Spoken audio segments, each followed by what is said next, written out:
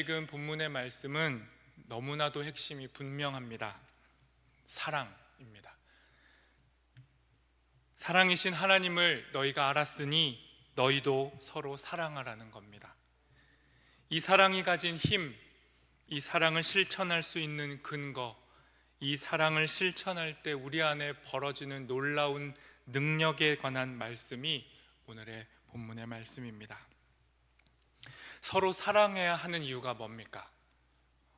우리가 서로 사랑해야 한다는 것을 너무도 잘 알지만 사랑하지 못할 때 우리 안에 문득 올라오는 질문, 서로 사랑해야 되는 이유가 뭡니까? 이 시간에 서로에게 물어보겠습니다. 양옆에 계신 분들 바라보시면서 진지하게 궁금한 거니까요, 물어보십시오. 내가 당신을 왜 사랑해야 됩니까? 물어봐 주십시오. 너무 공격적으로 하지 마시고 부드럽게, 내가 정말 당신을 왜 사랑해야 됩니까? 옆에 지금 떨어져 계시고 좀 어색하시잖아요. 오늘 집에 돌아가셔가지고 집에 가까이 있는 분들 있잖아요. 남편, 아내, 자식들 다 앞에 두고 물어보십시오. 내가 너를 왜 사랑해야 되냐? 많은 이야기, 대화가 오갔으면 좋겠습니다. 이 사랑에 관한 질문, 오늘의 본문이 우리에게 말씀합니다. 오늘의 본문 첫 절 11절 말씀 세 번역으로 함께 읽어보도록 하겠습니다. 같이 읽습니다.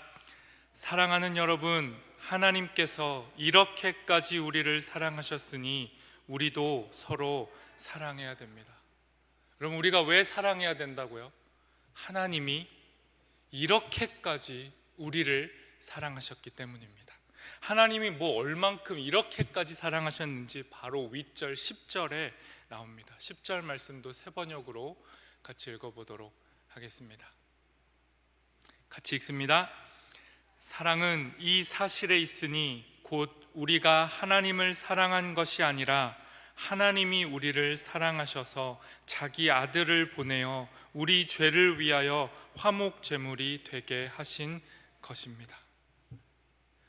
하나님이 어떻게 우리를 사랑하셨습니까? 요한복음에도 너무도 잘 나와 있지만 이렇게까지 이토록 사랑하셨는데, 그건 자기 자신을, 자기 아들을 우리에게 보내셔서 우리의 죄를 대신해 아들을 죽게 하신 겁니다. 우리가 죽어야 할 자리에 자기가 올라가시고 자기의 전부인 아들을 내어주신 것, 자기가 죽는 고통을 당하실 뿐만 아니라 나의 자녀가, 나의 전부인 내 자식이 죽는 고통까지도 감내하실 만큼 우리를 사랑하신 분이 하나님의 사랑입니다. 이렇게까지 사랑하셨기 때문에 하나님이 우리에게 요구하시는 겁니다. 너희도 사랑해라. 그리고 12절 말씀이 이어서 우리에게 이렇게 말씀합니다. 12절 말씀 같이 읽어보겠습니다.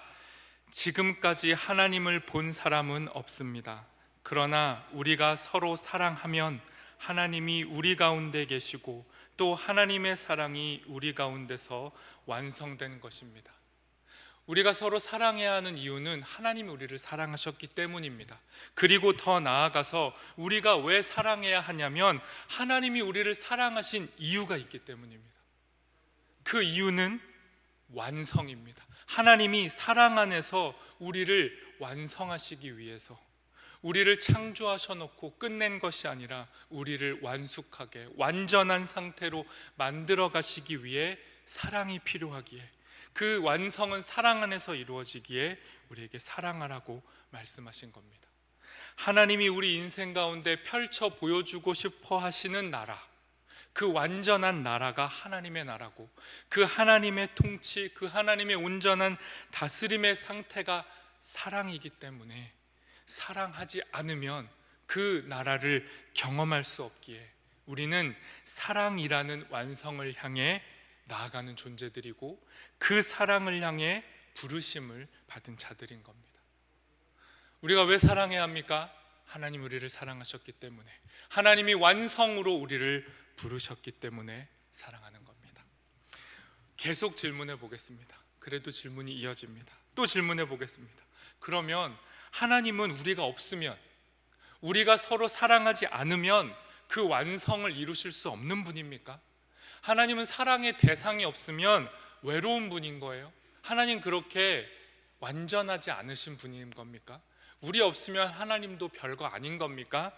이런 질문도 나올 수 있습니다.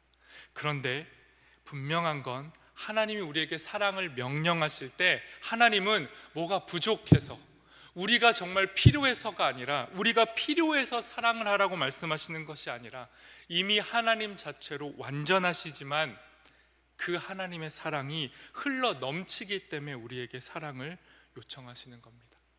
이게 좀 어려운 내용일 수 있는데 우리가 지난주에 삼위일체 주일이었습니다. 삼위일체라는 말이 사실 이 사랑을 보여주는 말인 겁니다. 도표가 있는데요, 한 표로 이걸로 한번 설명해 보도록 하겠습니다. 하나님은 뭐가 부족해서 우리를 사랑하는 분이 아닙니다. 하나님 그 자체, 삼위, 아버지, 아들, 성령, 삼위의 하나님이 그 자체로 완전한 사랑을 이미 주고받고 계시는 거예요. 이렇게 표현해 볼 수 있습니다. 하나님 아버지는 사랑하시는 자입니다. 사랑을 주는 자. 그럼 사랑을 받는 자의 대상은 일단 예수 그리스도가 되는 거죠. 아버지의 사랑 받으시는 하나님 아들 예수 그리스도의 사랑, 그리고 아버지와 아들을 연결하시는 사랑 그 자체이신 성령님. 하나님 자체가 사랑 안에서 부족함이 없어요. 그냥 완성되어 있고 완벽한 겁니다. 그런데 하나님이 왜 우리를 굳이 만드시고 왜 사랑할 수 없는 부족한 우리에게 자꾸 사랑하라 말씀하십니까? 다음 걸로 한번 넘어가 보겠습니다. 왜냐하면 그 하나님의 삼위일체의 사랑 안에서 잉여 사랑이 작동되기 때문입니다. 하나님의 사랑이 너무 커서 그 사랑이 넘쳐 흐르는 겁니다. 그래서 그 결과물로 넘쳐 흐르는 사랑 때문에 우리가 만들어졌고, 그래서 우리는 사랑을 함으로 사랑 안에서만 하나님을 발견하게 되는 겁니다.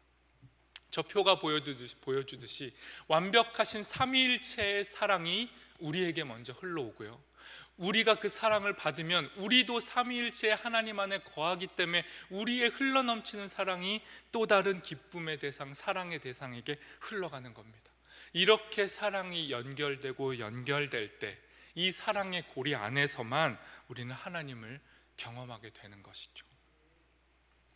두 번째 질문으로 넘어가 보도록 하겠습니다.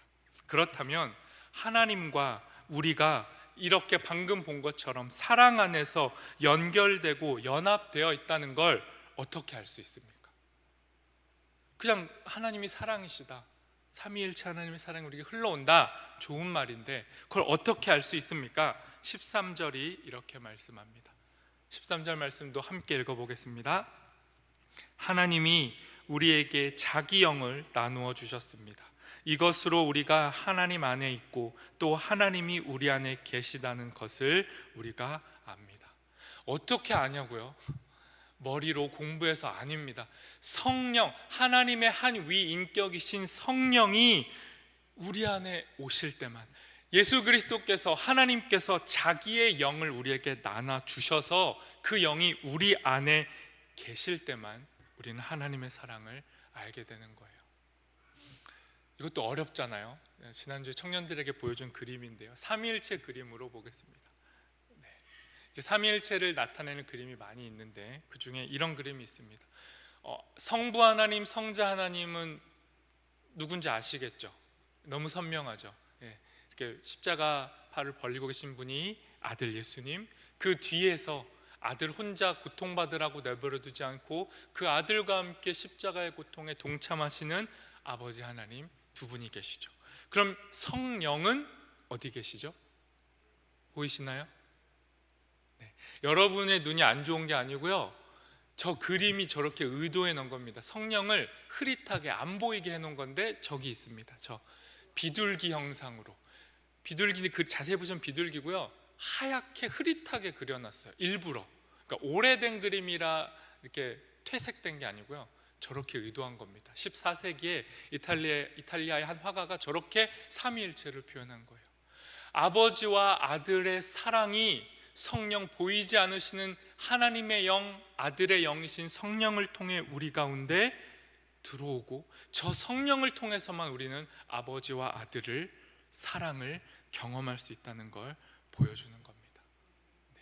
그렇다면 이제 이 그림으로 비유적으로 알 수 있는 이 하나님의 사랑이 이 세상에는, 우리의 삶의 현장에는 구체적으로 어떻게 드러나는지 보도록 하겠습니다. 그게 이어지는 14절에서 16절 말씀에 등장합니다. 14절부터 16절 세 번역으로 저 여러분이 한 절씩 읽어보도록 하겠습니다. 제가 먼저 읽겠습니다.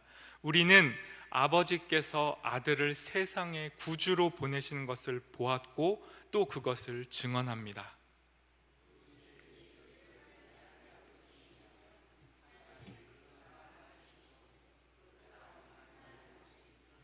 16절 함께 읽겠습니다. 우리는 하나님이 우리에게 베푸시는 사랑을 알았고 또 믿었습니다.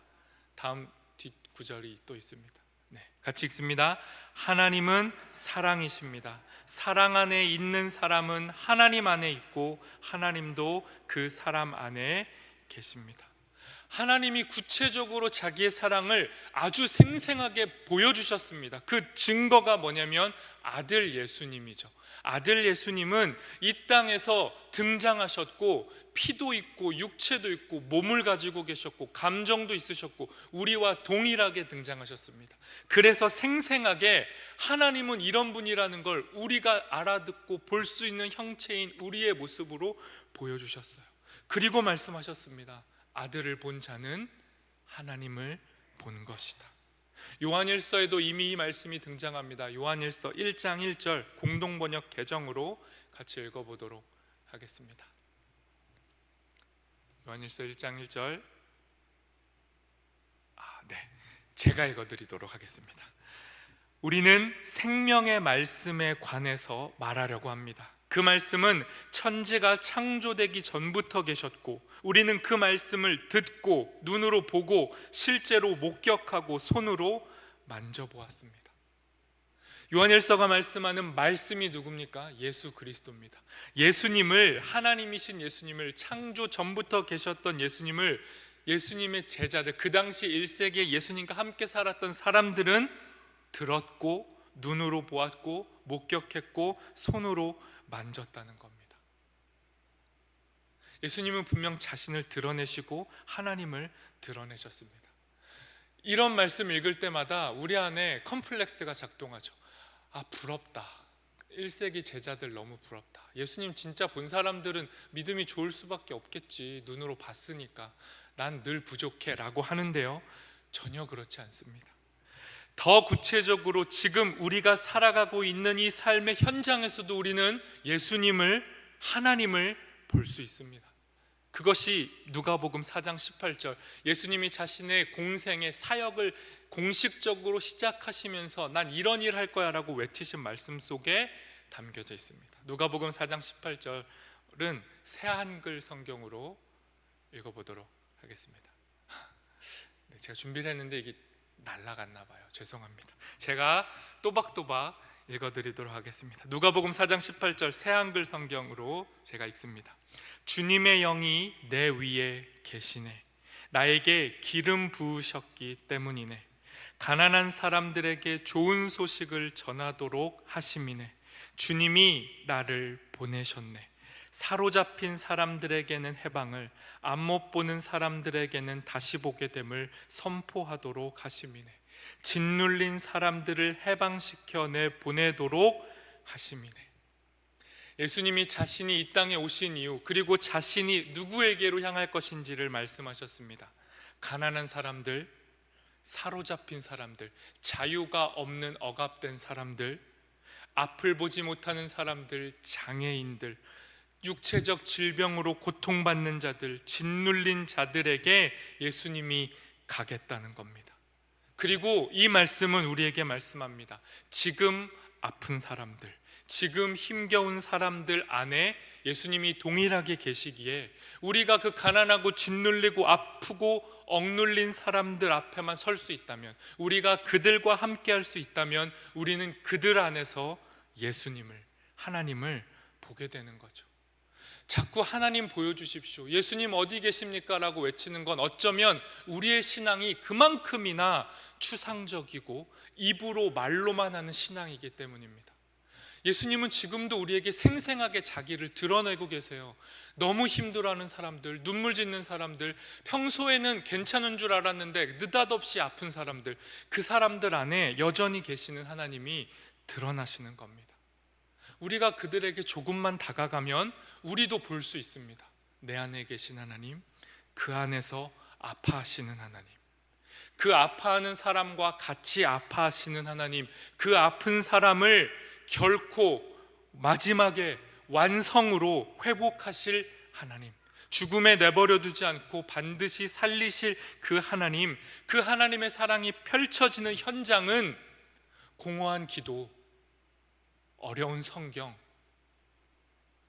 메마른 우리의 심장과 감정 속에 있는 것이 아니라 생생한 그들, 타인 안에 하나님이 머무시는 사람들 사이에 존재하는 겁니다. 그러니 우리가 그들 곁에 있을 때만 우리는 예수님을, 하나님을 볼 수 있습니다. 예수님을 통해 우리가 보고 듣고 만져볼 수 있는 이 사랑, 구체적이고 실체적인 이 사랑은 형제 자매를 사랑할 때에만 드러나게 되고, 우리가 형제 자매를 사랑한다면 놀라운 일이 벌어진다고 성경은 이어서 말씀합니다. 요한일서 4장 17절 18절 이어지는 두 절의 말씀 새 번역으로 제가 읽도록 하겠습니다. 제가 읽겠습니다.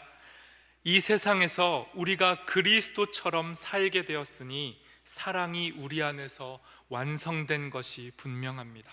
이제 우리는 자신을 가지고 심판날을 맞을 수 있게 되었습니다. 사랑에는 두려움이 없습니다. 완전한 사랑은 두려움을 몰아냅니다. 두려움은 징벌을 생각할 때 생기는 것입니다. 그러므로 두려움을 품은 사람은 아직 사랑을 완성하지 못한 사람입니다. 우리는 이 땅에서 이 요한일서가 말씀하시는 것처럼 그리스도처럼 살 수 있습니다. 아니, 그리스도처럼 살 수 있다고 이미 말씀하고 있습니다. 어떻게 해요? 아버지와 아들이 하나이듯 이제 우리가 예수님을 통해 하나님의 아들과 동일한 하나님의 자녀가 되었습니다. 하나님이 예수님 때문에 우리도 하나님의 아들로 삼아주신 겁니다. 그렇기 때문에 우리는 이 땅에서 작은 예수로, 죄인 같고 쇳덩어리 같고 결격 너무나도 부족한 인간 같지만 하나님이 예수님을 통해 우리를 작은 예수라고, 예수님처럼 살 수 있는 존재라고, 너의 삶을 통해 내가 사랑을 완성하겠다고 우리를 불러주셨어요. 그래서 우리는 그리스도처럼 살 수 있습니다. 단 조건이 있죠. 서로 사랑할 때. 서로 사랑할 때 우리는 그리스도처럼 산다는 게 뭔지를 알게 되고, 그 사랑 안에는 두려움이 없대요. 사랑 안에 두려움이 없고, 두려움을 사랑은 몰아낸다는 겁니다. 여러분, 두려움이 뭡니까? 정죄하고 비교하고 시기하고 과잉된 자기 사랑에 함몰될 때 두려움이 찾아오는 거예요. 우리가 가만히 있을 때 두려운 게 아닙니다. 서로 사랑하지 않을 때 자연 상태로 우리를 가만히 내버려 두면 우리는 두려워집니다. 그래서 성경이 말씀합니다. 사랑하면 두려움이 사라진다. 사랑하면 자기에게 집중되었던 그 과잉된 시선과 에너지가 타인에게로 분산되는 거예요. 자기를 탐닉하고 치우치게 자기 중심적인 사랑 안에 갇혀 있을 때는 타인이, 옆 사람이 보이지 않습니다. 잊혀져 버리고 지워져 버립니다. 타인이 내 시선 안으로 들어올 리가 없습니다. 그리고 두려움이 없이 하나님을 신뢰하고 사랑하게 될 때 타인이 나에게 들어오는 겁니다. 나를 잃어버릴 것 같은 두려움, 내가 이 사람을 사랑하게 되면 거절받을 수도 있지 않을까? 나는 사랑하지만 이 사람은 내 사랑만큼 보응해주지 않을 수 있지 않을까? 아니, 이 사랑은 시작부터 거절되지 않을까? 이런 두려움 때문에 우리는 사랑의 자리로 나아가지 못하지만, 하나님의 사랑이 우리를 잠식하시면 내가 거절되든지, 내가 사라지게 되든지, 내가 인정받지 못하게 되든지 상관없이 그 두려움이 몰아지고 우리는 사랑이신 하나님의 사랑 안으로 들어가게 되는 겁니다. 하나님의 사랑은 자기 염려라는 두려움에 갇힌 우리를 진실로 해방시키는 겁니다. 예수님이 이 땅에 오셔서 하시겠다고 선포하신 내용이 다 이런 겁니다. 두려움에 쩌들어 사는 사람들, 나밖에 모르는 우리들, 어떻게든 인정받아야 살아남을 것 같은 이 분주한 세상 속에서 살아남는 방법은 사랑하는 게 아니라 나를 지키는 것, 나를 확대하는 것, 나를 부풀리는 것이라고만 배워온 우리에게 예수님이 오셔서 말씀하는 겁니다. 거기엔 사랑이 없고 그 두려움에서 너를 해방하겠다. 서로 사랑하는 자리, 형제 자매의 사랑의 자리로 들어가라. 우리를 이끌고 그 자리로 들어가는 분이 예수 그리스도입니다. 마지막 질문을 해보겠습니다. 지금까지 설명한 이 하나님의 사랑과 우리가 그렇게 하기 어려운 형제 자매를 사랑하는 것이 어떻게 연결될 수 있는가? 하나님 사랑과 서로 사랑이 어떻게 연결될 수 있는가? 마지막 결론으로 19절에서 21절이 이렇게 말씀합니다. 19절부터 21절 여러분은 가지신 성경을 좀 봐주시고요, 저는 새 번역으로 읽어보도록 하겠습니다. 제가 읽습니다. 우리가 사랑하는 것은 하나님이 우리를 먼저 사랑하셨기 때문입니다. 누가 하나님을 사랑한다고 하면서 자기 형제 자매를 미워하면 그는 거짓말쟁이입니다. 보이는 자기 형제 자매를 사랑하지 않는 사람이 보이지 않는 하나님을 사랑할 수 없습니다. 하나님을 사랑하는 사람은 자기 형제 자매도 사랑해야 합니다.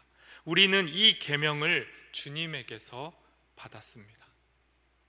하나님 사랑과 우리가 하는 형제 자매의 사랑이 연결되는 이유는 하나님이 먼저 우리를 사랑하셨기 때문입니다. 사랑의 가능성은 우리 안에 없습니다. 사랑의 능력과 크기도 우리 안에 없습니다. 우리가 잘나서, 우리가 좋은 사람이 되어서, 우리가 좀 더 나아졌기 때문에 사랑할 수 있는 게 아닙니다. 그저 하나님이 우리를 먼저 사랑하셨다는 이 사실이 우리로 하여금 형제자매를 사랑하게 만드는 겁니다. 형제자매를 사랑하지 않는 자를 오늘 마지막 절 말씀은 거짓말쟁이라고 합니다. 입으로 사랑하지만 사랑하지 않는 자, 이 사람이 거짓 사람입니다. 형제와 자매를 사랑하는 게 아니라 고소하고 고발하는 자, 정죄하는 자, 사탄이 하는 일입니다. 사탄의 별명이 뭡니까? 참소하는 자, 거짓말하는 자입니다. 거짓으로 형제 자매를 하나님 앞에 올려놓는 사람들이 거짓말쟁이입니다. 이 인간은 이래서 문제고, 이 사람은 나를 이래서 힘들게 하고, 이 사람의 이런 점 때문에 내가 사랑을 할 수가 없습니다라는 그 기도의 제목, 그 참소가 거짓인 거죠. 먼저 우리를 사랑하신 하나님의 사랑을 깨닫고 그 사랑이 예수를 통해 지금 어디에서 누군가에게 펼쳐지고 있는지를 우린 기억해야 됩니다. 그리고 그 자리에 설 때 우리는 깨닫게 됩니다. 우리 안에 사랑이 자리 잡고 있음을. 그리고 그 사랑을 가지고 사랑받을 자 앞에 섰을 때 서로 사랑하라는 계명은 순종할 수 있고 실천되어질 수 있는 것입니다. 오늘 이 사랑하라는 이 말씀을 기억하시고 지금 여러분에게 떠오르는 사람, 내가 말로만 사랑을 외쳤던 사람, 그리고 지금 사랑이 필요한 사람, 지금 예수님이 가셔서 그 사람 안에서 아파하시고 고통받고 계시고 그 상황에서 슬퍼하고 계시는 사람이 누구인지를 떠올리시고 오늘 이 금요기도의 시간에는 그 구체적인 사랑의 대상 형제 자매를 위해 기도할 뿐만 아니라 그 자리로 어떻게 나아갈 수 있을지를 고민하고 실천을 모색할 수 있는 기도가 되었으면 좋겠습니다. 우리 이 시간 먼저 찬양하고 하나님 앞에 기도로 나아가도록